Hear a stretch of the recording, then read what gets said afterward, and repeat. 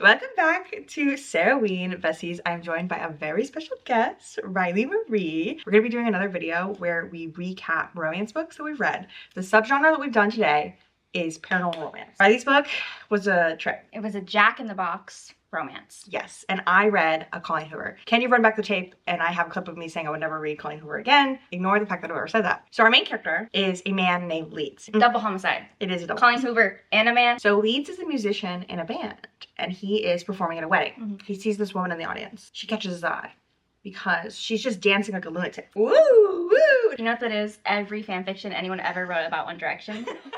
Well, he thinks she's quirky and interesting. He's like, I need to know about that girl. Also, he hates playing in this band. Like, he absolutely hates this band. He does it just for fun because he actually is very rich because his dad died and he got a bunch of like money from his like settlement. Oh. And so he just like plays in this band for fun, but he hates this band. And anyway, he sees Layla. And so when the wedding is over, he's like, I need to go find that girl. So he goes and finds her, and she's actually the sister of the bride. And she's like, I saw you playing up there and I thought it looks like his soul is dying inside. And he's like, ugh.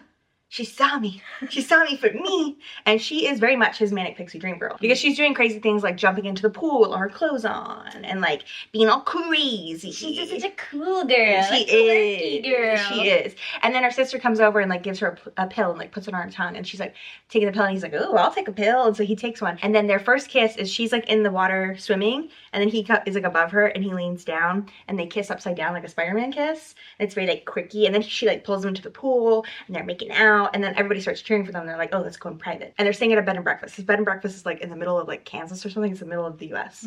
And they go inside and she's like, I just know that you're a musician that does more than play in that band. Tell me, what songs have you written? There's a piano. So he's just playing the piano. He sings this little song for her. It's a song that he wrote after his dad died. And she's like, so meaningful. And he's like, oh, I've never shown anyone that music before. And she's like his muse. And he's feeling this wild connection. He's like, I've never felt this way before. And when they start kissing again, he feels like he's high. And he's like, what was that pill that your sister gave us? And she's like, that was aspirin. And he's just so high on Layla. He's so high on her because she is his perfect girl. And so they leave the wedding and they continue to date. And I think they're long distance at first, but then she goes and she ends up moving in with him. And they've been together for like 2 months. Quick. Obsessed with her. And also she encourages him to start posting his music on YouTube. And so now he has like 10,000 views on a video of him singing one of his original songs.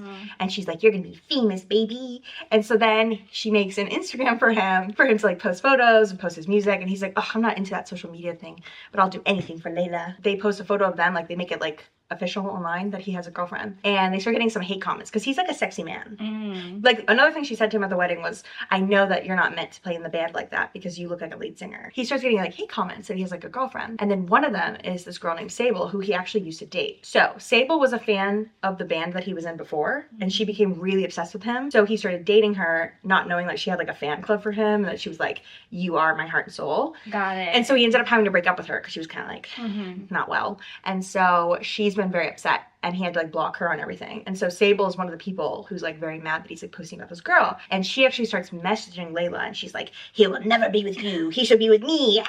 So Layla tells him about that. And then he's like feeling a little uneasy because he has to go to town with the band. And so he's like, I'm going to hire a bodyguard to take care of Layla because I'm a little scared of this Sable girl. So he's like in the shower and then he hears someone knock on the door. And Layla's like, I'll get it. And he's like, no, wait, because he feels a bad feeling in his chest. Opens the door. Sable's there. Pew, pew. It's like that episode of One Tree Hill when they all get shot. And that's exactly what it's like. And then he comes and Sable shoots him too. And then he ends up having to shoot Sable and he kills Sable. And then Layla dies for a few seconds. And then she has to go to the hospital and she has a brain injury because I think she got shot in the head. I don't know. It's very confusing. You can survive getting shot in the head? I don't know, but she has like a scar on her head. Anyway, she got shot. She had to be in the hospital for a while. So then fast forward. They've actually only been together. Like they legitimately have not known each other longer than like 2 months. Now it's been maybe 3 or 4 since they got together. 6 max. And he feels really guilty that she got shot because obviously it was his crazed ex-girlfriend that did it. Layla's been acting also like very like clingy and stuff. And he's just like, oh, this is not like the Layla I knew before. She's not a cool girl anymore. She's not a cool girl anymore. And he's just like, I gotta fix her. I gotta make her better. So he decides to surprise her with a trip to take her back to the bed and breakfast that they stayed at. When she got shot? No, that was his apartment. That was his apartment. The apartment's in Nashville. Okay. They're gonna go back to Kansas. Where they met. To the B&B. Yeah. But the thing is, the B&B actually isn't in business anymore. Even though it's been like maybe 6 months. Weird. It went out of business, which is very odd, very suspicious. But he emailed the owners of the property and he's like, hey, can I rent it out? And they were like, sure. because, you know, he's rich. He can do things like that. So he takes her there. He surprises her. And on the plane, she's like being really moody. And he's just really like, damn, this is a downer. Like, that's not what his perspective is saying, because this is all told in his first person. He's not outwardly saying, what a bummer, what a downer. His energy is saying it, even if the text isn't saying it. Like, he's just like, frowny face. I hate that my girlfriend sucks now. He's like, thumbs down. Damn, this boyfriend is not supportive of his girlfriend's life-altering accident. But you know what would be supportive of you no matter what you go through? Today's sponsor, Skims. I genuinely might be one of the last people to try Skims. I have always wanted to, but I just kept putting it off for some reason. But they reached out to me to work together, and I have been obsessed with what they sent me. This scoop bralette from the Fits Everybody collection has been just amazing for me. I am in love with the fabric that they use for this bralette. It's incredibly soft, and I was worried that it actually wouldn't have a lot of support because of how stretchy it is, but this little band at the bottom is a little bit thicker, and so it kind of hugs you in the right spot underneath your boobs to kind of lift them up, but it stretches so much, which allows a lot of fit and comfortability, which I absolutely love. My newest obsession has been baby tees, and without a bra, I was in danger of giving everyone an under boob peep show, but with the Skims bralette, I can see a huge difference in how these shirts look, and I'm able to kind of lift them and like look better in these tight tops. And then when I'm wearing white tops that are in danger of showing the nips, I can also throw on this nude bralette. Honestly, I can even see a difference when I wear a regular t-shirt. If you click on the link in the description, you can check out the Fits Everybody collection. The sizes go from extra extra small all the way up to 4X. And if you place an order, be sure to let them know that I sent you. You can select a YouTube in the survey and then use the drop down to find my channel name. And if you're looking for the perfect gift for friends and family this holiday season, then you should also treat them to this wonderful, delightful, buttery soft underwear. Skims just launched their biggest holiday shop ever, so you can also find that at skims.com. And with all that out of the way, let's get back to talking about that insane Colleen Hoover book. Also, he bought an engagement ring and he wants to propose to her, but he's like, I want to feel normal before I propose to her. I want my old Manic Pixie Dream Girl back before I ask her to marry me. So he takes her to the B&B, but she like doesn't act surprised when she gets here. She's like, why is this even special to us? And she apparently has like a lot of memory loss, like ever since she got shot. And so she's just like not very excited about this. And he's like, no, this is like where we met. And she's like, I guess. And so when they arrive, weird stuff starts to happen. He's like cooking for them, and then like a pot like flies off the stove. Things are not where he left it. And then also at dinner, Layla's been acting weird about food ever since she got shot. She like won't eat. She's like kind of giving like ED vibes. There's this one part like where she won't eat the pasta he makes. She's like, oh, pasta, all carbs. And then all of a sudden she's like, oh my God, pasta. And then she eats it like crazy. And then she like is like, oh my God, who ate my food? What is going on? Like, what's going on with her brain right now? And he thinks her injury must be like really bad. And so she's just acting very odd. They're like swimming in the pool, spending their days kind of lazing around. Also, the way he talks about having sex with her every night, he acts like it's a real chore. Because the early day sex scene, like in the beginning of the book that we read, he's like, oh, sex has never been this amazing. There's actually a part where he says to Layla, I think you're the best sex I've ever had. And she said, I think you're just saying that because I'm the newest person you've had sex with. She kind of like calls him out on that. She clocked him. She did clock him on that. But anyway, now he's like, oh, sex doesn't feel like it used to. Like, he's just really not into his wife. He's giving loser. He's giving loser. He's not into his girlfriend that has been through a traumatic event. Ugh, her disability's getting away with me getting off. He starts becoming really fascinated with this fact that there's like something going on. And then one of the nights he's down in like the room where the piano was, where he first played that song for Layla, and he plays again. And then when he finishes playing, like the keys start pressing. And he's like, is someone here? And the keys press. And like, we've discovered that there's a ghost. There's a ghost here. And he's like, okay, if there's someone here, fly the books off the shelf and like fly it off. And he's like, and then they like make this code, like he asks a question and they hit the keys once or twice. And then he starts being like, okay, I'm just going crazy. But then he starts typing on his computer for something, and then the ghost types back to him on his computer.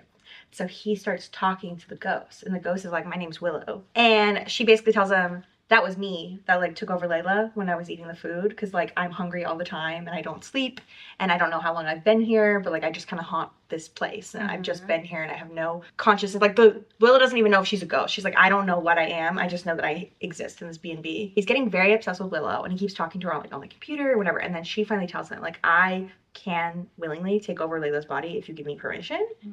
And he's like, yeah, you can take over my girlfriend's body. He just like, yeah, sounds great. In his PV, he's like, I know this wasn't the most moral choice, but I had to learn more about Willow. What more could I do? Non-consensually just like lets Willow start. So every night Willow takes over Layla's body and he hangs out with her. And they like watch movies together and they hang out and they eat meals. Because also during the day, Layla won't eat. And so he just like, Willow will eat while she's in Layla's body. And so every time Layla wakes up, she feels really disoriented. She's like really tired. She's starting to feel like crazy. And he's eating up the time with Willow. He loves talking to Willow. He does. He's just what, gaslighting her? Like, Mm-hmm. what are you talking about? Very strong cheating vibes. Yeah. Yeah. And the whole time, Layla keeps being like, I kind of don't like staying here. Can we leave? And he's like, no, we gotta stay. And then he decides that he wants to buy the B&B because he feels bad for Willow. He's like, I can't imagine Willow being all alone here, haunting this by herself. I want to help her figure things out. And at this point, he doesn't give a fuck about Layla. Not even a single fuck. There's even a part where they go out. Layla's like, let's go out on the town. And they have to drive kind of far to go to a Mexican restaurant because it's not nearby. And Layla gets like really drunk. And then she's like not wanting to go to sleep and she wants to have sex. And he like does not want to have sex with her because he keeps thinking about Willow. And then the only way he can have sex with her is if he pictures Willow. Because, you know, Willow takes over Layla's body. So the only face he has for Willow is Layla. And so he can like tell the difference, like when Layla is Layla and when Willow is Layla. And so there's one part where she's like giving him a blowjob, and to get off, he has to picture that it's Willow. And I'm like, this is your girlfriend that you bought an engagement ring.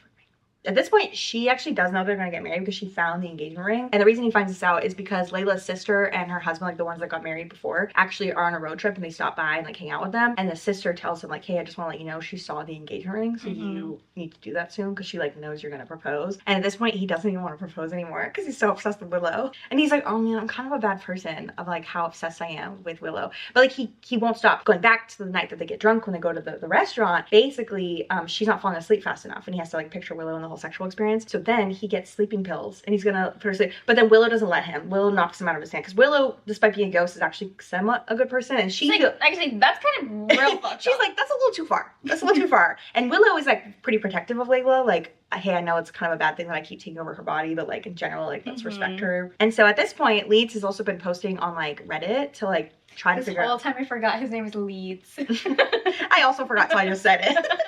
But he's been posting like on a forum, like on Reddit, like a subreddit about ghosts. And there is this one guy who like is really insistent about like, I think I know what's going on. Like, let me help you. Let me help you. He keeps ignoring it because the guy's honestly coming on kind of strong, kind of creepy. And he keeps like DMing him privately. And like, then he emails him. And he's like, how the fuck did you even get my email? And he's like, it was not hard to figure it out. Layla is exceedingly like feeling very crazy because there have been times where Willow will be in her body, but then Willow slips out and then she'll wake up and be like, why am I in the kitchen? And that's when he really gaslights her. He's like, you woke up and you were sleepwalking. Or like one night it was like thundering. He's like, it was a storm. You woke up from the storm. And she's like, don't lie to me. Like, what is going on? And he's like, go back to bed. he's like, go to sleep. That's like me whenever I want Loki to go to sleep, so I just put a blanket on top of him.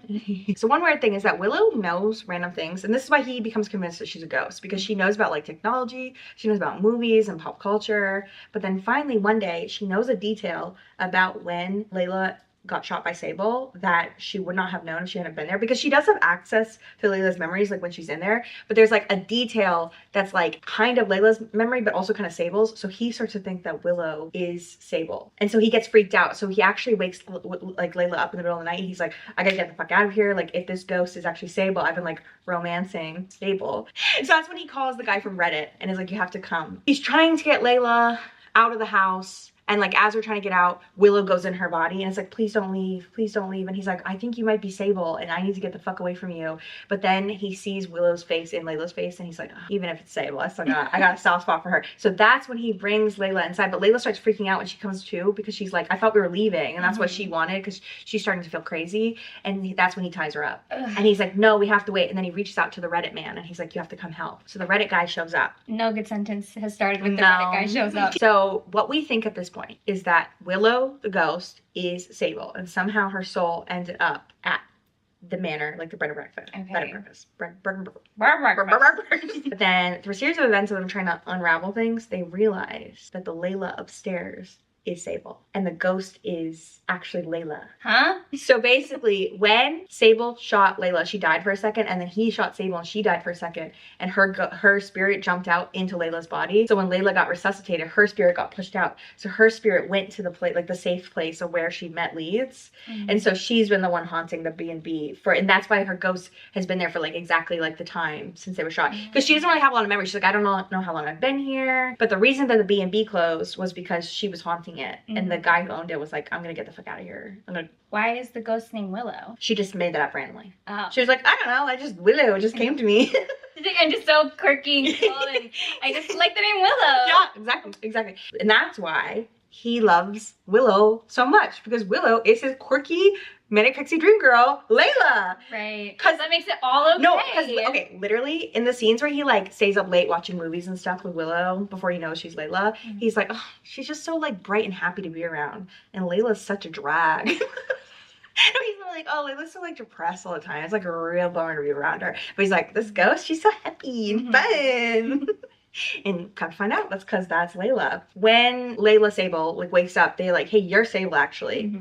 And she doesn't want to leave the body, but they don't know what to do because they're like, we need to figure something out. So then they make a plan. The only way to get her out of the body, and the Reddit guy says this too, because we find out that the Reddit guy, he's actually a ghost too, who just takes over people's bodies and posts on Reddit. And he goes around helping people. Okay. And so the body he shows up in is a, oh my God. That was a real struggle, Loki. So him and Willow Layla come up with this plan that Layla's body needs to die again to kick Sable's spirit out, and then her come in. So her sister and her brother-in-law are coming through town again because their road trip, they like are coming back through town. So Layla's body has all these like bruises and things on her arms because they've been like keeping her captive. So when Layla's sister comes up, they're like, we have to keep Sable out. We have to like put her to sleep, and like Willow Layla has to be in the body instead. And so they do that, but then there's one part during the dinner, like when the brother-in-law like jumps into the pool and it splashes her, and so the ghost slips out, and then it's Sable again, and Sable's like, help, he's been keeping me kidnapped. And then the sister like sees the bruises on her arms, so her sister's like, what the fuck? And then the ghost, Willow ghost, hops back in, and she's like, just kidding, it's just an inside joke amongst us. That I actually did this to myself. she's like, that's actually a city. She's like, I slipped, I fell. And so then the sister goes inside, because sister's like super confused and like, okay, this is so weird. She goes inside, and then Layla's like, we have to do it now. Like, you've got to kill me now. So they get in the pool, and he has to drown her. So he literally has to like hold her under until she drowns. And so then he has to do CPR to bring her back after he drowns her, and he is like freaking out because he's like, what if I did it wrong? I don't know. And he like can't get her back. But luckily the sister is a nurse. So he's like, come on, I don't remember her name. come. So she comes and she helps her, and they end up saving Layla. And so now she's Layla again, and Sable's gone into the ether. Because fuck Sable, I guess. guess. So, I mean, she was a murderer. She did it for love. She did it for love. She did. So yeah, so they get rid of Sable. They're happily ever after. They move to Montana randomly. So she's okay being with a guy who thought he was letting a ghost take over her body and restraining her. Yeah, we're getting into my issues with this book. Yeah. Because there are some defenders of this book who are like, well, he wasn't actually cheating because the girl he was cheating with was Layla. But here's the thing. For all intents and purposes, he believed Layla was Layla. And he was like, I'm totally fine with cheating on her just because she is not the Layla that I remember her. She's sad. She's sad. So, which I thought was an interesting representation of someone who's been through an accident, because I would assume that your personality changing and becoming kind of depressed after you've been through like a really life-threatening experience is pretty normal. And so I actually thought like maybe Colleen Hoover was like bringing like attention to that. Like, it's okay that she's like I thought there was gonna be some sort of twist that like, I don't know. My original... You put too much faith in Colleen Hoover. I did. My original theory was that they were both Layla, and that part of Layla's personality, like her spirit had been fractured. And so I thought she was going to go in and then become like all of Layla. That's a bit too nuanced for Miss Coho. That still probably would have been problematic as well. Yeah. Because it would have been like... a little better. A little better. Versus, no, the reason you suck is because you're Sable. You're a crazed ex-girlfriend. Because Layla's perfect. And she would never act like that, even when she's shot in the head. Yep. Yeah, apparently Layla was okay with being with a man who was okay with cheating on her as long as she was above her. Probably the worst Colleen Hoover book I've ever read. Ever. And that's saying a lot. Because I've read November 9. I think it's because it was a male main character. Yeah, that'll do it. Okay, besties, it's day 2 of filming. Riley's gonna share about her Jack in the Box romance. My cursed book. So I read Jacked Up, a whimsical, dark, paranormal romance. They're using the term whimsical very loosely here. I do have to say, the book does open up with quite an extensive content warnings. You know, most of them sound normal. Then we get to a bottomless body, a cursed springy peen fucking in the middle of a puddle of blood, and some dubcon, of course. All right, so we start, the main character, her name is Melody. She wakes up and her bathroom is flooding with sewage water. Great way to start a romance book. Lots of poop, lots of piss. So she sits on the toilet and she goes, pee's not the only thing that comes out. Tears do too. Out of my eyes, obviously. Not my pee hole. What a feeling to be leaking at both ends. So the writing in this is phenomenal. Amazing. That's our introduction to the main character. I think she's up for a Pulitzer. So her stepdad comes by. He's very, very creepy, very much like leering at her. And he goes, Grandma's dead. Here's a box of things that she left you. In that box of stuff, here's a Jack-in-the-Box. So we find out that her grandma was like obsessed with this Jack-in-the-Box and was like taking it everywhere with her. And the main character has just like always seen it growing up and always been like, what's in the box? Okay, the thing is, taking a Jack-in-the-Box everywhere is not convenient because you're like, Yeah. is it a big Jack-in-the-Box? Carry it A little? Is it a mini one? I think it's like handheld. It's little. Okay, so it's a fairly small one. Yeah. So right away, she just starts talking to the Jack-in-the-Box. Why? I don't know. She's just talking. She's like, oh, I'm going to take you here with me. Don't judge me. My apartment is such a mess. There's like a painting of a clown on the box. And she says, the clown on the box catches my eye. Almost like a flirtation. She starts taking it everywhere with her. Takes it to work, and everyone's like, oh, okay, loser. You have your little box. As they should. She should be bullied. That's weird. And her boss like comes by and is like looking at the box and touching it, and she gets very possessive. She's like, no one but me can touch this box. Then she has a really weird dream, and there's kind of like a circus going on, and she hears this man calling for help. And so she goes to find the voice. She's like following the voice. It's very, very dark, and she kind of sees like the outline of a man, and he's like, oh my god, I haven't seen a person in forever. I really need you to help me. Free me. I've been trapped in this box forever. And she's like feeling around in the dark, and she gets close to him and like feels underneath him. She touches something metal underneath him, and he goes, whoa,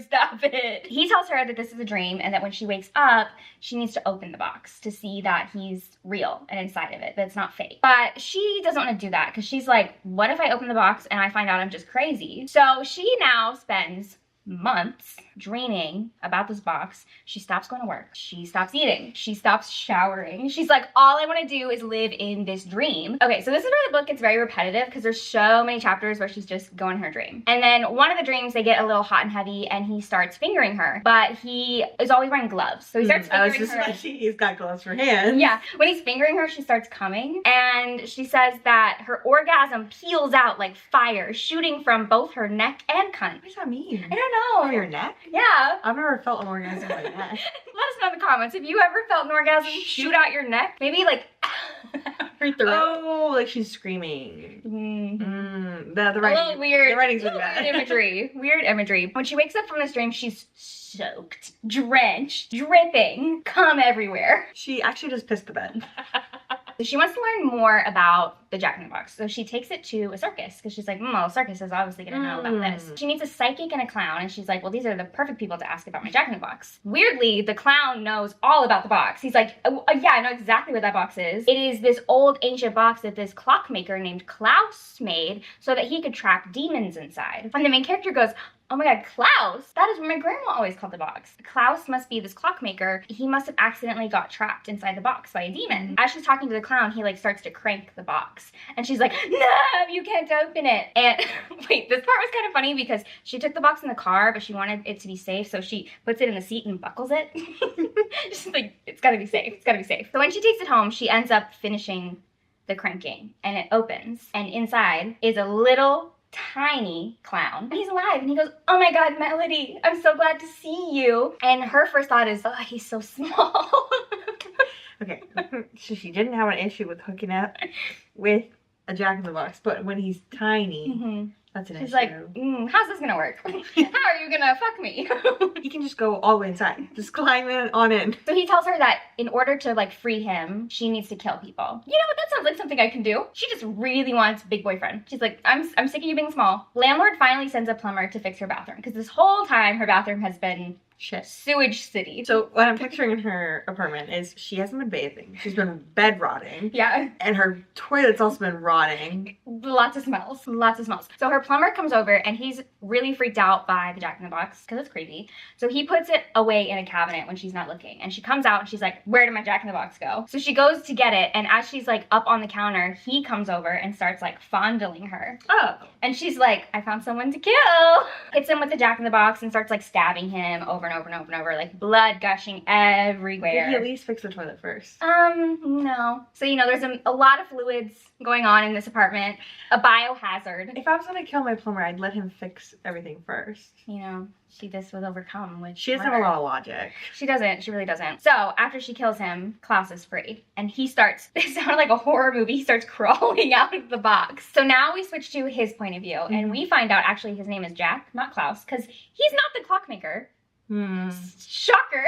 So they immediately start having sex. So she grabs at his penis. For some reason, she never looks at it. She's just grabbing at it and goes, oh, it feels so weird. He puts it inside her. And she's like, this is the craziest thing I've ever felt in my life. Did she not see it? She never looked, apparently. She gets on top of him. She's riding him. And every time she comes up, she's going farther up. And she stands fully up and sees that his penis is like a slinky. And it slips out of her and springs back down into him. And that motion makes him come. Out comes all this confetti. Klaus, Jack, I'll call him Jack from now on because that is his name. He's now in a depression because he's like, my beautiful cock has turned into this gross coily thing. Like, that's not his normal cock. He doesn't know why it's like that. So he's really upset. She says, well, how do we fix this? And he goes, well, I guess we gotta kill somebody else. Okay, there's just like a lot of repeating scenes of them having sex. They're really like milking this slinky coiled dick before it goes away. That makes no sense because wouldn't the next be like, okay, let's go murder someone and move on? Not yet, not yet. They just have a lot of sex. And there is a scene where it says that she runs her tongue between the coils. Do you know what kind of dick cheese would be in there? The way that I almost vomited when I read that. But he still wants to get rid of the coils. He still wants to get rid of them, so they find more people to kill. And it's just like a boring scene. They're just killing a bunch of people, but it doesn't work. So we get some backstory. And we find out that Jack and Melody's grandma made a bet, and Jack won all of Melody's luck. So that's why her life sucks. If my grandma wasn't already dead, I'd kill her for that. Yeah, so that's why her life just sucks. Melody takes them back to talk to the clown. Okay. He like knew a lot of things. This clown knows everything. And immediately he sees Jack and he goes, you're a demon. But Melody hasn't figured this out yet? No. She still thinks he's Klaus the clockmaker. Even though he keeps saying my name is Jack. No. He hasn't told her his name is Jack. Oh, because it's in his perspective. Yeah. Oh. So the clown is like, you're a demon, and I know this because I am the great-great-great-great-grandson of Klaus the clockmaker. And he told our family all about the demons and the demon that he had trapped in this box. And Melody's like, what? And Jack goes, you can't be that fucking dumb, or have I just been fucking you so well? So now he's a bitch. Yeah! So killing some of these people at the circus has now given Jack a new power, where he can control Melody like a puppet. So he starts he takes over her body, starts controlling her and making her have sex with him. And on top of that, his real cock has finally made its appearance, and we finally get to hear about this amazing cock that Jack has just been going on and on and on about the whole book. This is how his cock is described, okay? Bumps decorate the skin. I'm like, you sure that's not just gonorrhea? I missed the coil. And at the base of the shaft sits a thick knot. Omega-verse? That's what I said. It changed genre. This whole sex scene is going on, and he's like, isn't this so much better now that I'm controlling you? This is just so much better now. He says, I'm gonna breed you. Oh. And then she goes, I love you. But before she gets the words out, he covers her mouth and goes, this is a wedding, not a romance. When you realize your boyfriend actually is a demon. Yeah. When you realize that your boyfriend who keeps asking you to kill people wants you to keep killing people. And she's protesting, but then her phone rings and it's her stepdad. And she goes, actually, I think I can kill one more person. I know someone. She's like, yeah, wait, I think we can do it. I think I can do it. This was very odd. When Jack meets her mom, he goes, "Milady." He is giving incel vibes. He is. It was very weird. Milady. This whole scene, I'm gonna tell you right now, makes no sense. A lot of things are happening at once, okay? So they try to kill the stepdad, and he pulls out a gun. Oh. The clown just shows up, and he has the Jack in the Box in his hand, like the box. And Jack kills the stepdad. Okay. And then takes over Melody's body and tries to get her to kill her mom. And she's like, oh, I can't kill my mom. And so as all this is happening, the clown is trying to use the box to trap Jack back in it. So Jack tells Melody about the bet with his grandma. She didn't know yet. So he tells her. We knew, but she didn't know. And she's like, what the fuck? And she goes, okay, how about we make one more bet? I bet you my luck. If you win, you get my soul. And he's like, okay, what's the bet? And she goes, I bet you love me. And he's like, well, fuck, I do. I guess you win, which is news to me. Yeah, I don't know. The way he's been treating her, I didn't think that was love. Yeah. Didn't think he loved her. As soon as he says this, the clown has figured out how to get Jack back in the box. So the box is like sucking Jack back in, and Melody's holding on to him and is like, stay with me, I love you. And he says, I love you too. And then the scene ends. And we find out Melody went into the box with Jack. And she goes, so what if I'm stuck in this box forever? At least I have my boyfriend and I don't have to worry about rent anymore. I've said this before and I'll say it again. The women who write these kind of stories need to be studied in a lab. They do. You'll have to let us know in the comments what genre you want us to do next. Yeah. If you made it to the end of this video and you enjoyed it, feel free to use the clown emoji in your comment. And I thank you all so much for watching. You're all beautiful. Have a nice day.